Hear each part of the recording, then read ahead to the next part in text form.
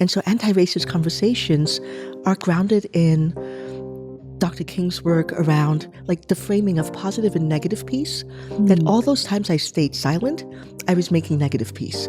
I was keeping everything on the surface harmonious, but I wasn't actually having the conversations we needed to have to create change. Talk a little bit about the power of language and how language plays a role in an anti-racist conversation. So if I call something racist or I call it a microaggression and you don't like that term, and you insist that you won't hear me until I use a different term, who are you prioritizing? Shame is the biggest dump of cortisol in our bodies. Who wants to be shamed?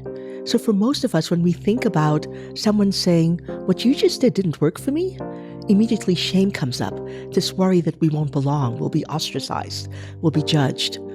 And that's terrifying. And if we can learn how to have these conversations in ways that are fully authentic, but isn't about shaming you, isn't about making you evil, we will be much less afraid.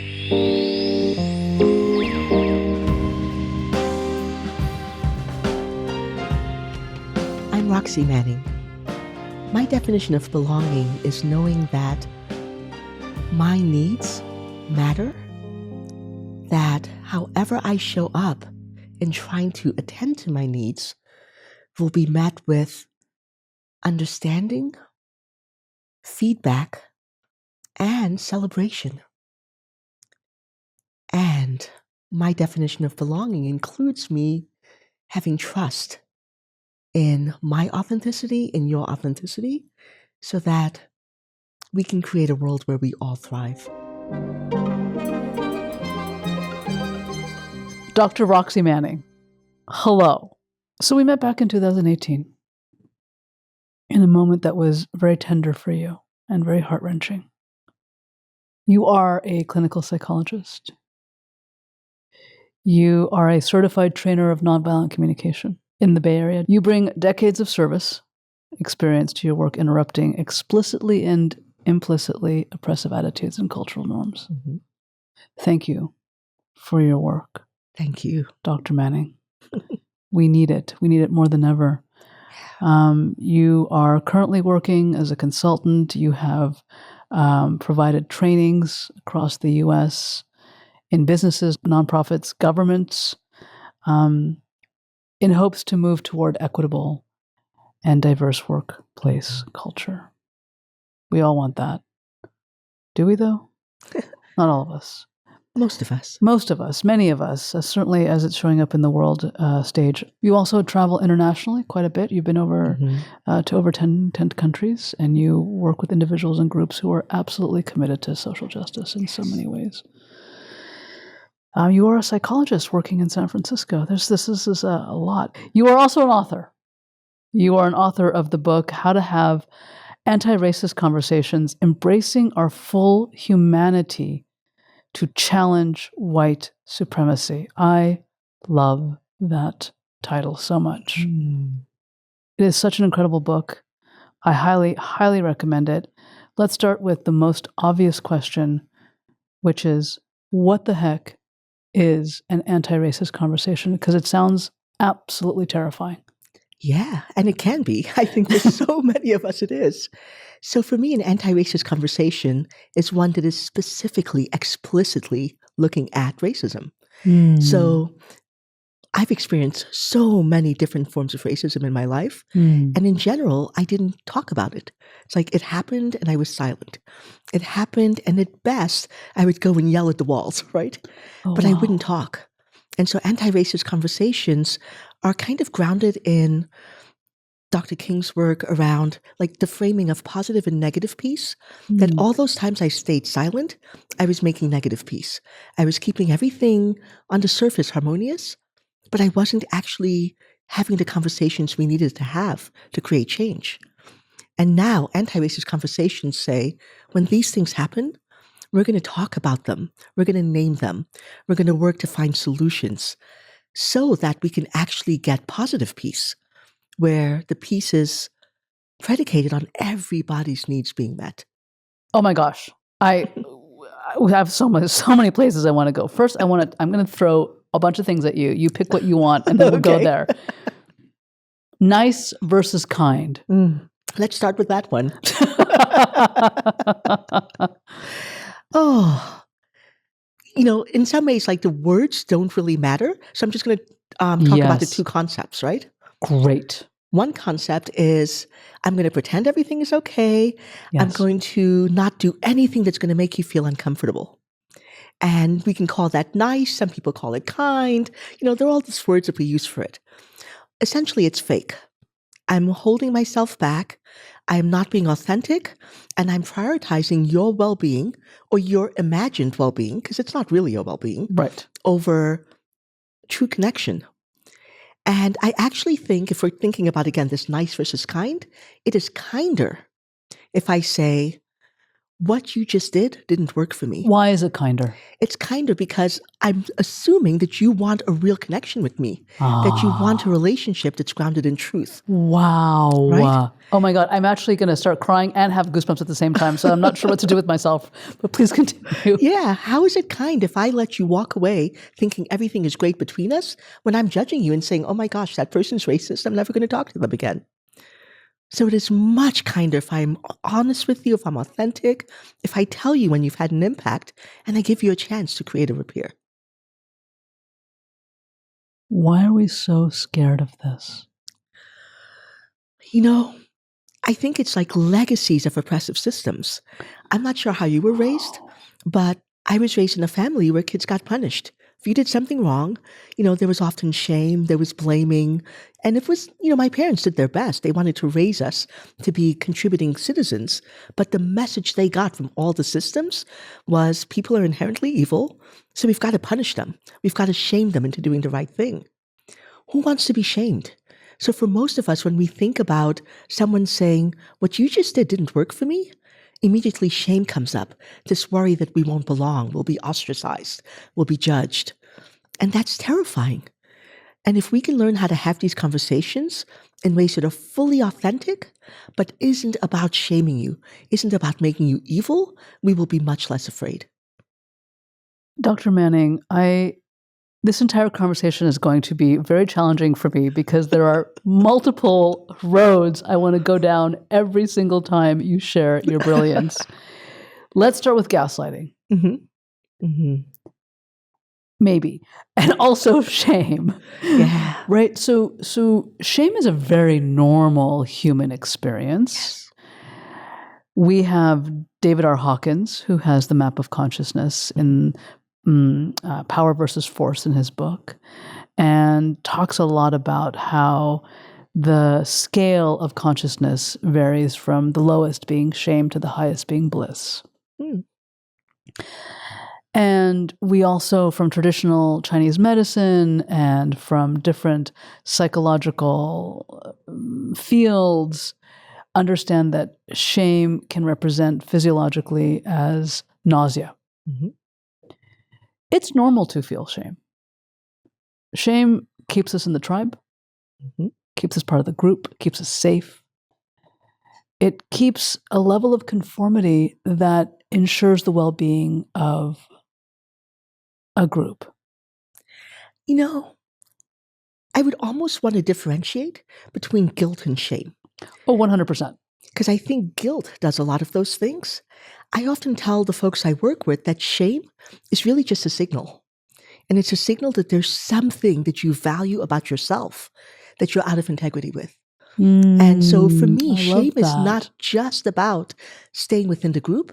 It's about being in alignment with myself. Yes. Mm-hmm. So that's where integrity comes into play. That's where authenticity comes into play. Exactly.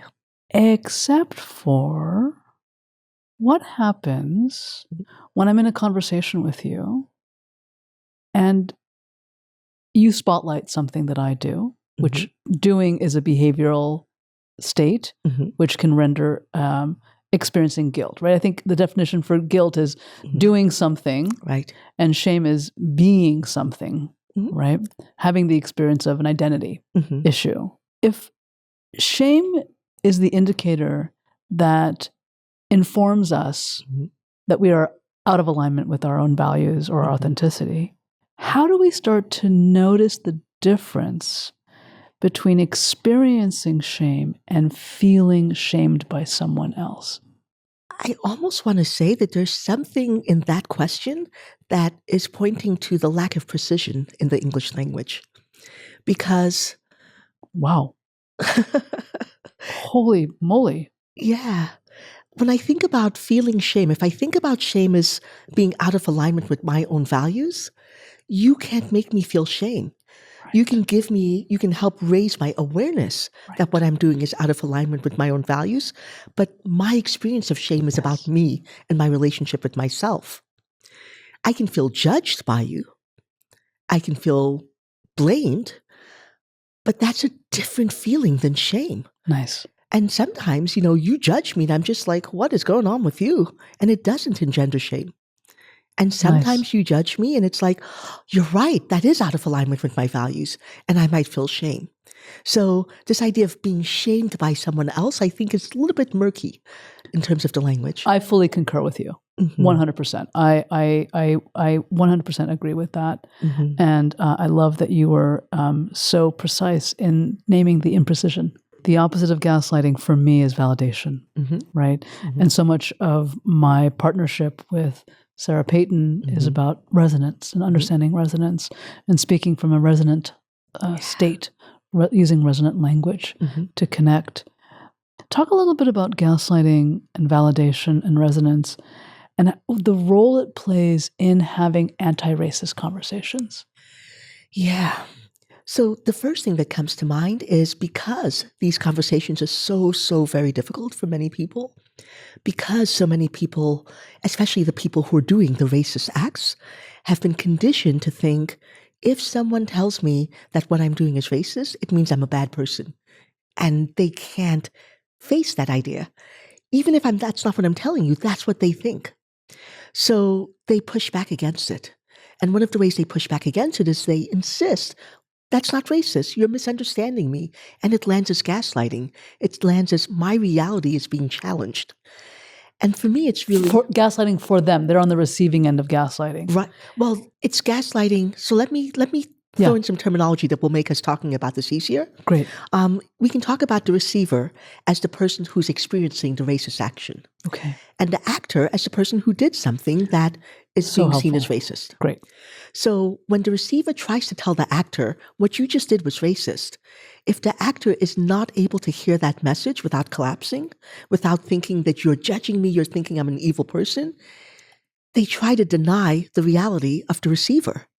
Because the only way they can hold their sense of self is to say, you must be wrong. That wasn't racist. You're misinterpreting me, etc. And it's almost this protective move on the part of the actor because they're trying to hold on to their sense of integrity. Self-preservation. Right, exactly. But for the receiver, it sounds like gaslighting. You're looking me in the face and telling me that the thing you just said wasn't racist? Really? And it's really confusing. It can be really confusing for the receiver. And I often tell the receiver, when I have these anti-racist conversations, I'm not looking for validation from the actor. There are a lot of reasons why we want to have these conversations. And one important reason is I want to be in integrity with myself. I want to have my own back. So when I name this, there's almost a resonance with myself saying this happened, it had impact, and it's worth being spoken about. That's independent of how it's received by the actor. That's incredible. Again, 14,000 different paths to take. You talked about collapsing. That's what shame does. Yeah. Shame is the biggest dump of cortisol in our bodies. It renders us collapsed. The stance for shame is, in fact, head down, hunched over, shoulders, bent forward, curved. Integrity assuages shame. Integrity is the balm for shame. Integrity is what dissolves shame. When I hear you say that, I imagine the actor getting this message, what you just did was racist, collapsing, and then really stretching for that integrity. And what would it be in that moment? And for me, in that moment, integrity is saying, let me stop and do some self-reflection. Let me stop and acknowledge the impact. And even if I'm feeling shame, even if I realize that what I did was out of alignment with my values, the very act of acknowledging what you're saying brings me back into alignment with the kinds of relationships I want to be, the kind of self responsibility I want to have to other people in my life. And so integrity as a balm for shame can be a really great reason for the actor to show up for these conversations. That's stunning. As the actor, Mhm. who is in this defensive state out of pure self-preservation, Mhm. where is there room Mm. for self-reflection? I think it's essential. Part of what we've learned is we're living in this incredibly fast-paced society, and we don't take the time for self-reflection. So I collapse, and I'm now like, oh my gosh, I've got to do something about it. And unfortunately, a lot of what we do is we lash out, we try to make it go away, or we submit. It's like, I have to say that I'm an evil, bad, horrible person, and you're absolutely right. Neither of those are helpful. If the actor can actually say, whew, that was actually really hard for me to hear, and I want to be with you. So give me a few minutes just to sit with what came up. And they breathe and they check in. What do I value in this moment? What are my values when I get these messages? That pause, and it doesn't have to take very long, can help them return and show up for the conversation in a way that's very productive. So I think it's essential that we find ways to slow down these conversations. How would you begin to work with an individual who prioritizes violence against certain communities? Prioritizing violence is a learned behavior. It's a learned strategy that this individual has gotten reinforced that if I'm violent, I'm going to get certain needs met. And for many of these folks, they never learn other ways to get their needs met. Correct. There's no hope that if I'm kind, if I'm gentle, if I value you, I'm going to just be, the sucker who's not getting anything that I need. So why would I do that? So for me, part of working with people like that is actually empathy. And I want to say something before I even go on. Yeah. It is not a request that the people who are victimized by these individuals be the one to give that person empathy. A lot of times people are like, how can I be an ally? And I often tell people, if we're talking about racism, I tell white folks, if you want to be an ally, go empathize with the white folks who are doing these things because they need it. They need it. And I don't want to do it. Oh my God. Yeah. That is so brilliant. And why have I never heard that before? Ooh. Wow. Yeah. But that's what they need. These I'm folks. going to start crying. And this is, I just need a moment here. This is intense. This is, I knew that getting with you would be spicy. But I didn't know it would be spicy for me. I am feeling a lot of discomfort. Really? Why? In a really good way. But say more. I am feeling sad that I have not done, well, I'm going to start crying, that I have not done more, that I have not stood in that role to hold more white-bodied communities from that place. I am thinking of one of my dearest friends I've known for 15 years. He's my only Republican friend. And my face is getting really hot right now. I don't know if I know that it's cold outside, so I know that it's not the studio. But he shared something that was incredibly dismissive to the table at the time where we were conversing, and I mocked him because he should have known better. He's been my friend for 15 years. He should have known better than to say something like that. So the shame that I'm feeling now is the lack of integrity that I had for myself in showing empathy and compassion for him. Yeah. So I just want to hold that.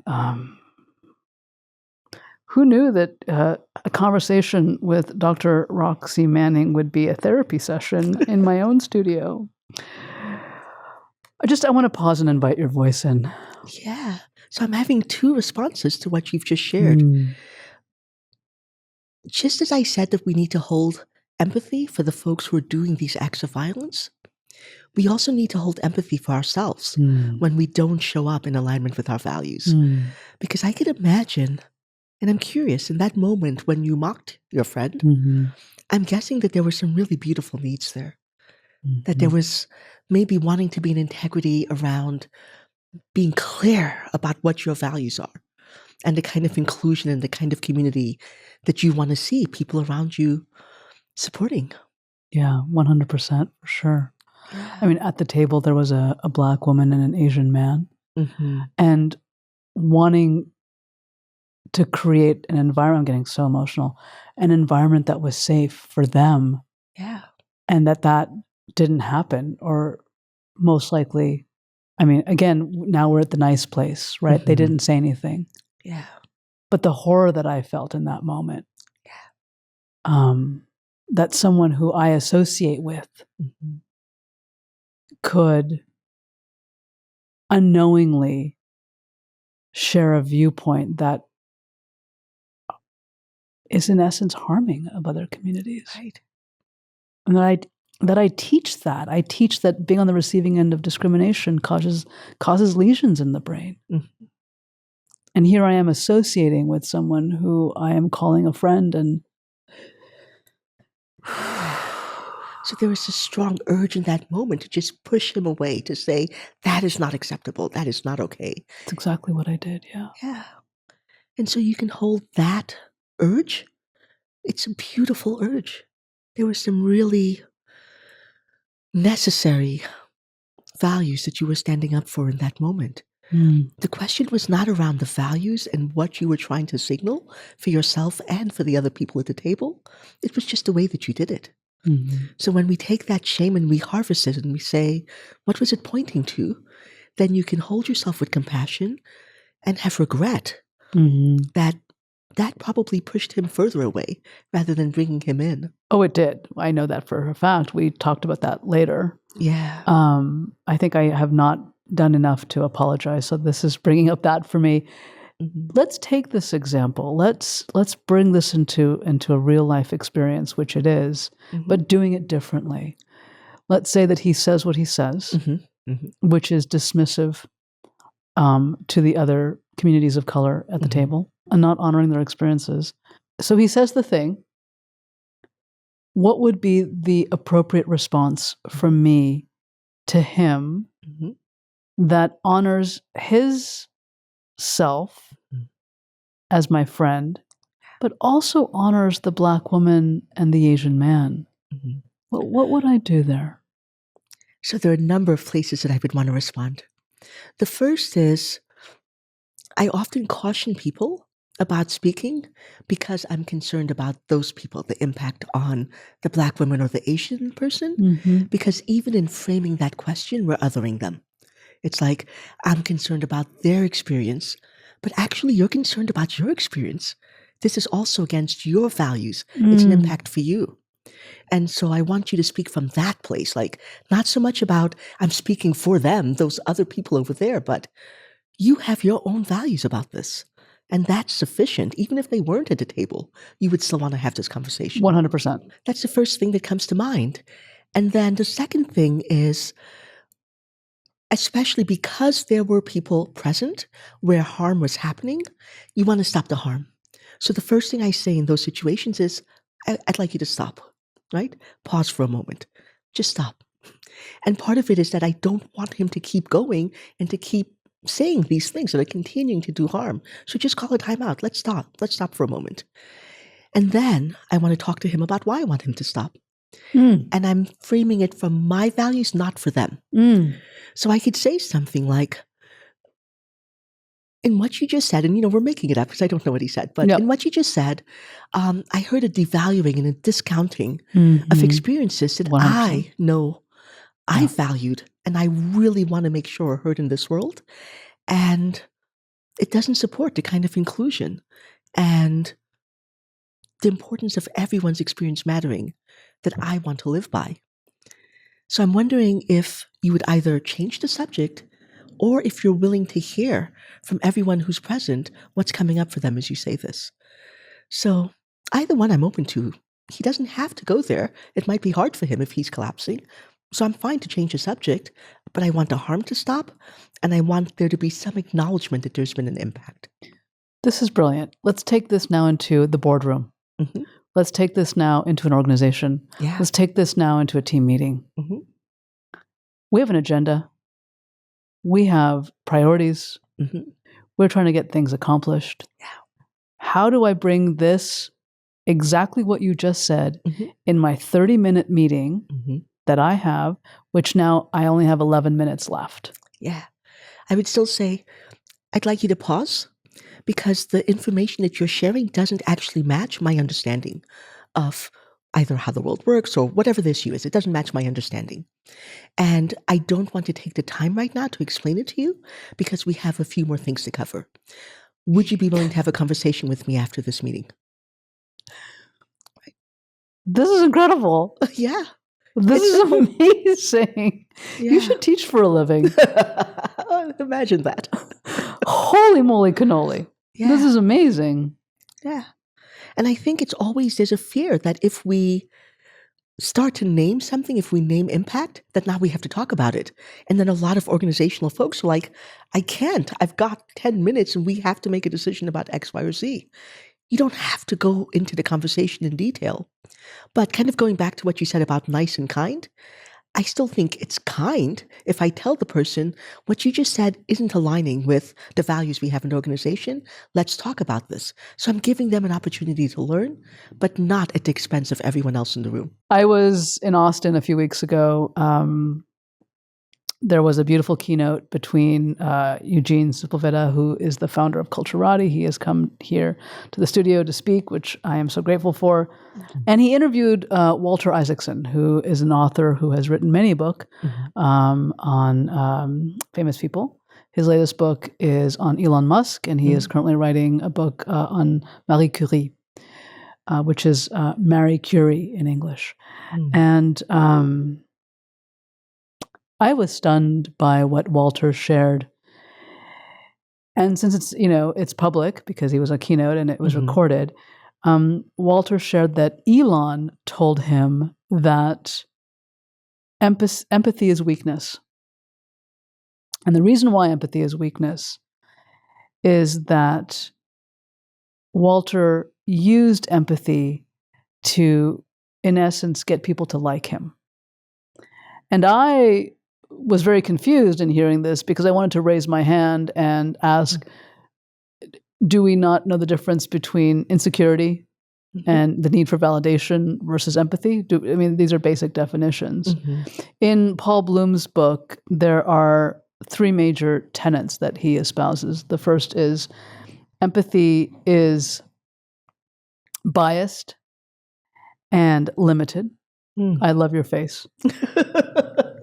Number two is emotional overload and burnout. He must have missed COVID. And three is can drive ineffective and harmful actions, unlike white supremacy. I'm grateful for your reaction. I'm feeling so sad for this person. Honestly, if their experience of empathy has led them to have these conclusions, my guess is that they haven't actually had empathy. And almost all of these concepts, all of these tools can be, like my friend talks about, it can be used for evil. It can be a force for good or a force for evil. Sure. And there are people who learn how, quote, to empathize, and they do it in a very manipulative, I'm doing this to get you to do what I want to do. Yeah. Sometimes when I teach people nonviolent communication, I encourage them not to use it externally for a year. That the first year of learning NVC is to empathize with myself, to understand myself, because the tendency is, I've got this tool, I'm going to use it to get you to do what I want. So my guess is that he's never had anyone in his life who was using true empathy that was around connection. Paul Bloom, if you're listening, please take to heart what Dr. Manning is espousing here. DEI, let's go there. Okay. We're on the heels of Paul Bloom's book. DEI doesn't work. And I'm just going to say that in quotation marks. Yeah. I have been in the DEI space, and it's DEIB plus now, for, close to 15 years.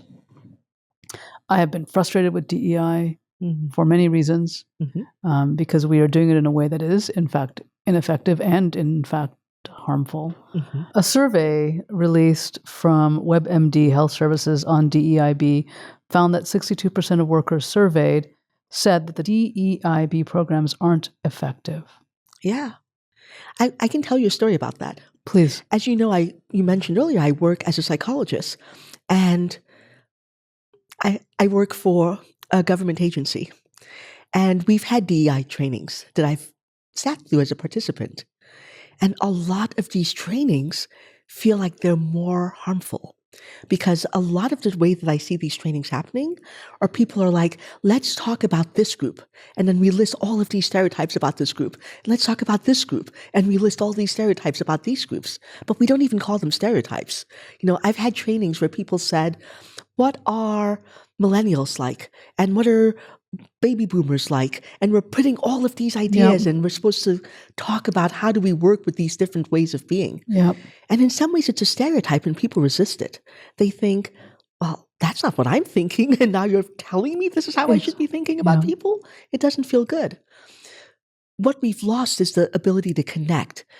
I think DEI trainings, like when I go into an organization, my trainings, I just did a training this morning for an organization, and it's all about how can we be vulnerable? Yes. How can we learn to empathize with each other? Yes. How can we talk about the things that don't get said, that don't get named, and do it in a way that holds space for our diverse experiences? Yes.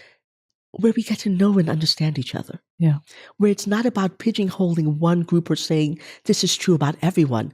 It's about acknowledging that we're all seeing the world from a different lens, and we need to be able to talk about that and work together so that we can be effective.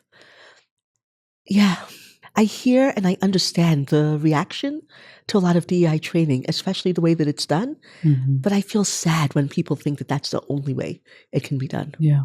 Ariane Porras says, how do I build bridges? Yes. In my connection. Yes. So much there, so much there. Let's talk a little bit about affinity spaces. Oh, yes. I love that smile. That made me so happy. So affinity spaces like ERGs, employee resource groups, or inclusion business resource groups, depending upon different companies and their acronyms. You went to places like Brazil and France, and you noticed a hesitation around this affinity space. I've actually been asked in my trainings that why do I espouse ERGs? Why do I espouse those types of groups? Because those safe spaces are actually excluding other people.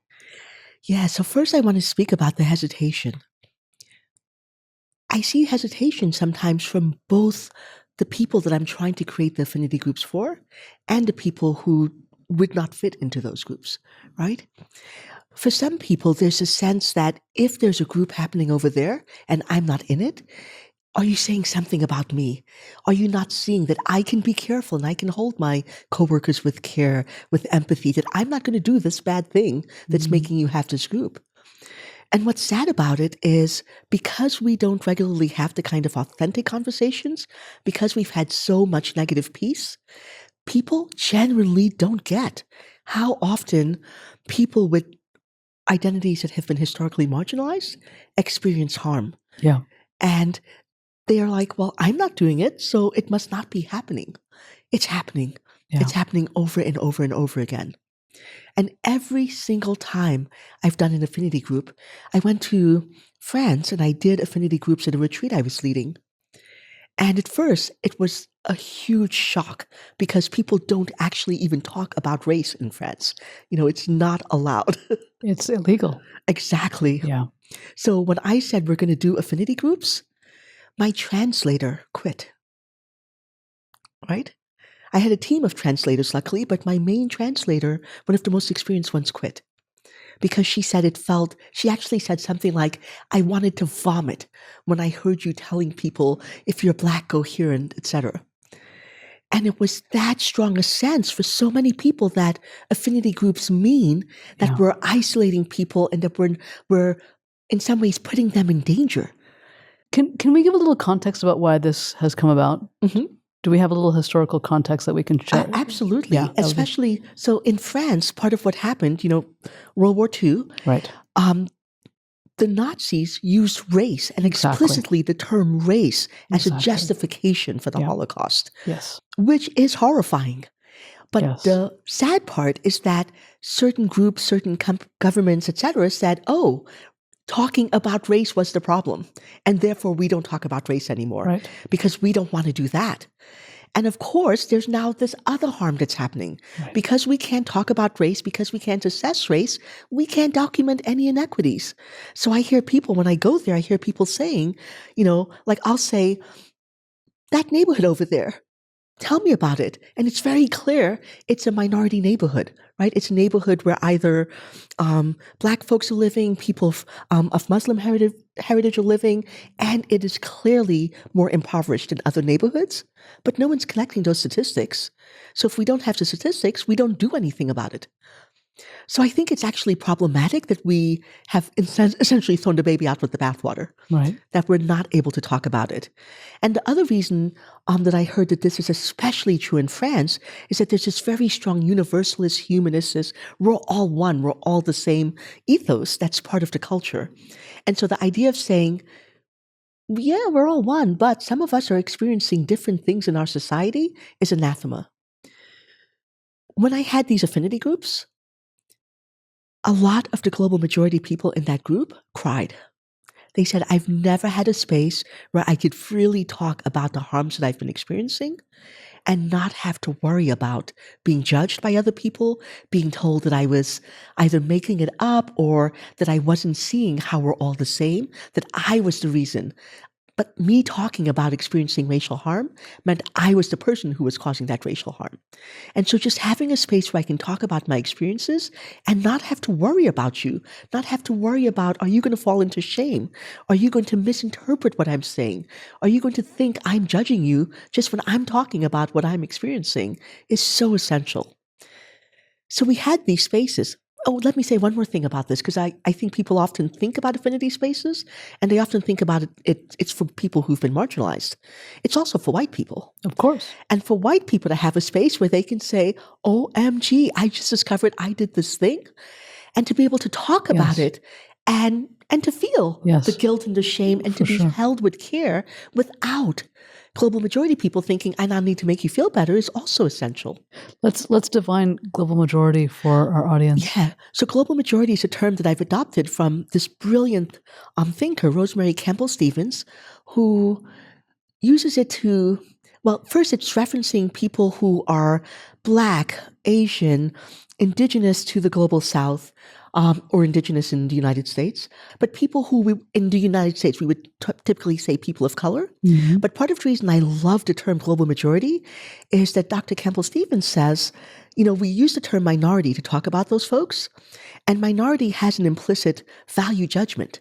No matter what you think, minority is less than. But global majority folks are 80% of the world population. They're by no means a minority. So why are we using that term?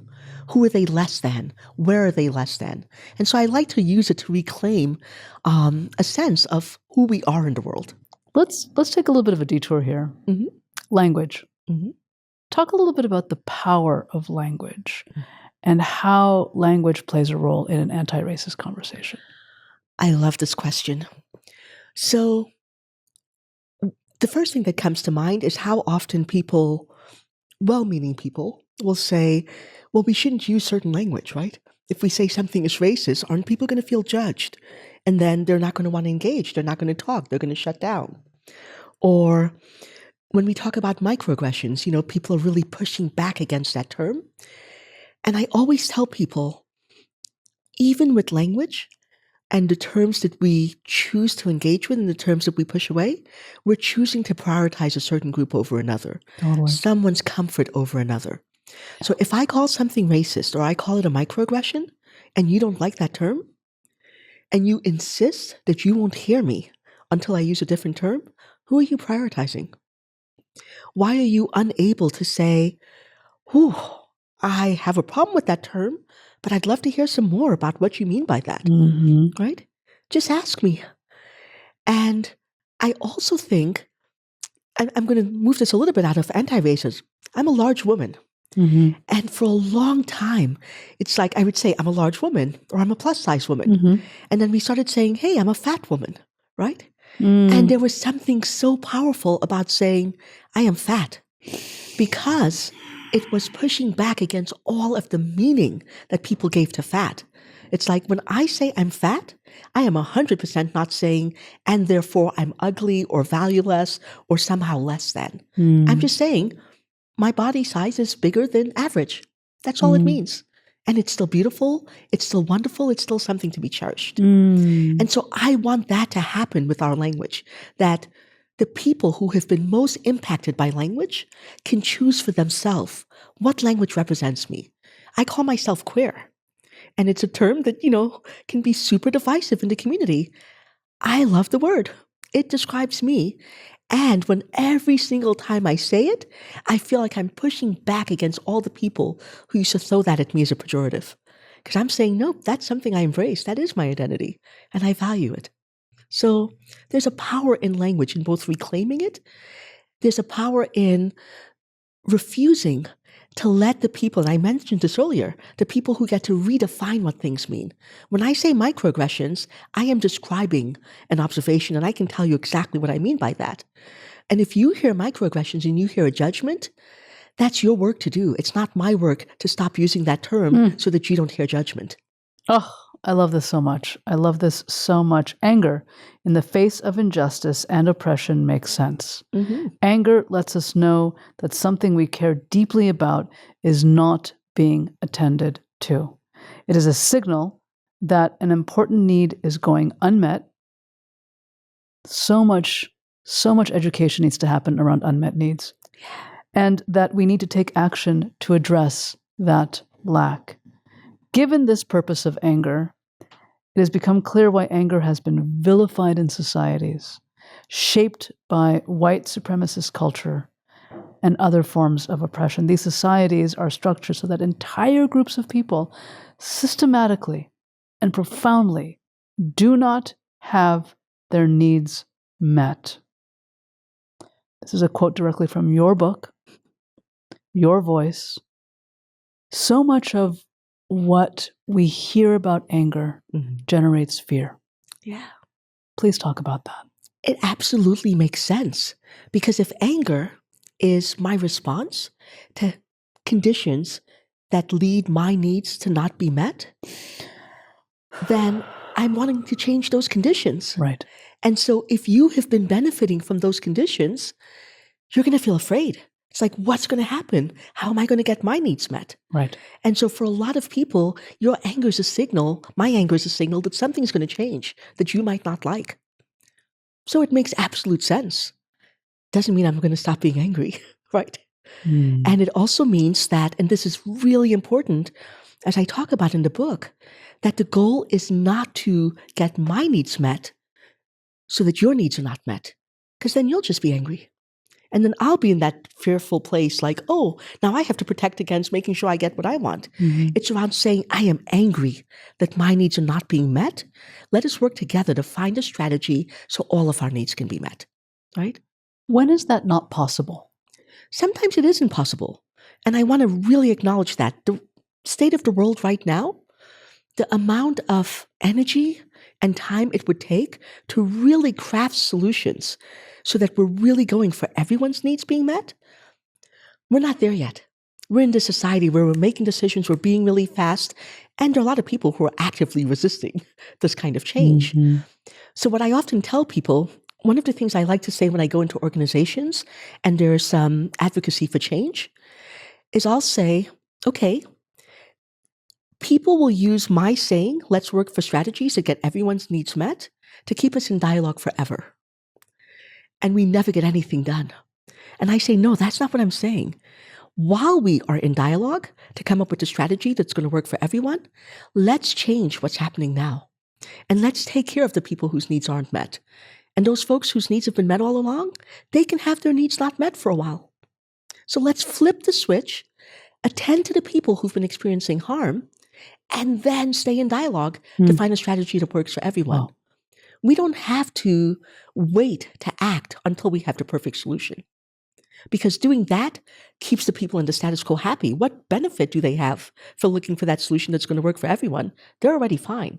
So if we switch it, the people with power will work to find a solution that works for everyone. My goodness. You have a podcast. Yeah. It's called Fierce Compassion. Mm-hmm. I do it with Sarah Payton. You do it with Sarah Payton. Yes, you do. What is fierce compassion? So when you think of compassion, so many of us think of it as this soft, gentle, quiet energy, right? That if I'm compassionate, I'm just being with you. But for me, compassion is fierce. Compassion is saying I love this. Compassion for me is about creating the possibilities of beloved community and doing it with all of my energy, all of my loud. I can be compassionate and rage. Compassion is about holding care for your needs and advocating fiercely, energetically for all of our needs to be met. So I didn't want to foster this idea that compassion, empathy has to be soft. Exactly what that person was saying, right? That empathy leads to all. No, empathy can be fierce and powerful. It is not weak. Compassion is not weak. It's about creating the qualities of understanding that are necessary for us to create change. So, what happens when I'm not interested in hearing about other people's experience around unmet needs? Part of me is going, and? If you're not interested in hearing about it, there are two things that happen. So one is I can keep pulling you into the dialogue. Like you can not be interested, and I could say, I get you're not interested, but this matters to me. So I'm going to keep coming back to you, and we're going to have this dialogue. And you might say, maybe you have structural power. And you might say, yep, nope, I'm not going to have that. Closing my door, not going to walk in, not going to have this conversation with you. And then we go to nonviolent resistance. Then that's when I occupy your office and I sit in front of your door. And it's like, I can sit here all night until we have this conversation. And that's part of the fierceness, right? This is not about being nice. It's not about making things easy. If people are being harmed, if groups are being harmed, and that harm is continuing, do what needs to happen to get people to the table. Not to beat them up, not to vilify them, but interrupt business and get them to the table so that they can have the conversation. And part of what I tell people, I have a little manifesto about, my ultimate goal, which is building beloved community, a la Dr. King. And what I tell people is that I'm holding myself accountable. So when I occupy your spaces, when I block your business from being able to have ongoing operations, my only goal is not to harm you. It's to get you to the table so that we can have a conversation. Wow. To get you to engage in the dialogue so change can happen. And that's all I'm doing. My intent is not to make you suffer. Oof, so much here. How do I start to understand that as part of a global majority, I have exponentially more power than I think I have. And I can start to make a difference, to bring down systems of oppression in ways that I might not even be aware of. I mean, in some ways, this is part of what your podcast is doing, part of what this show is doing, rather, part of what my podcast is doing. That people need examples, they need vision, they need hope. And they are relentlessly getting the message that they are powerless. There's a concerted effort to make people think we just have to accept the status quo because there's nothing you can do to fix it. So I think it's important for us to lift up the voices and the energies of people who are trying to make change and give people an idea that it is possible. Even if it's a tiny, small, it's like that starfish story. Even if I've just thrown back 2 starfish and there are 100,000 others on the beach, those 2 starfish lived, right?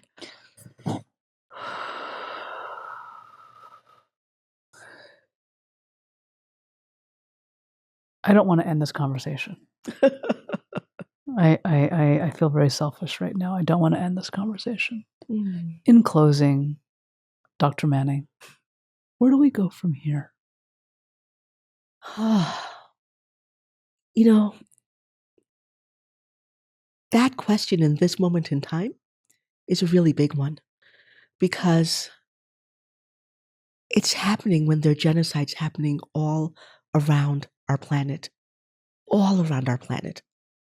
It's happening when it feels like we're at the tipping point or we're past the tipping point for this planet's well-being. Yeah. So where do we go from here? Yeah. It depends on when you ask me. I believe that, let's say we're past the tipping point. Let's say the planet is doomed. We have a choice about what those last years look like. We can choose to tear each other down and to be cutthroat, and each person is like in this bloody battle to get their tiny little piece of the pie before everything disintegrates. Or we can choose to build community so that we're lifting each other up for as long as possible, so that we go out together. We go out together in peace and harmony. So even if we are at the end, we have a choice. And I would so much rather live in the world where we're going out holding hands than where we're going out with one person as the victor and all of these bloody people at their feet. Yeah. So that's where we go from here. We think about what can we do to the best of our ability to build beloved community, to build a world where we care for each other. Yeah. We love each other. We lift each other up. Yeah. That's where we go from here. I feel like I have a sense of hope for the first time in ways that I didn't even know possible. So thank you for that. Thank you. That's really beautiful. Thank you so much for your time and your wisdom and for sharing your brilliance with us. Dr. Manning, it's been an absolute honor to have you on the show. Please come back. Thank you.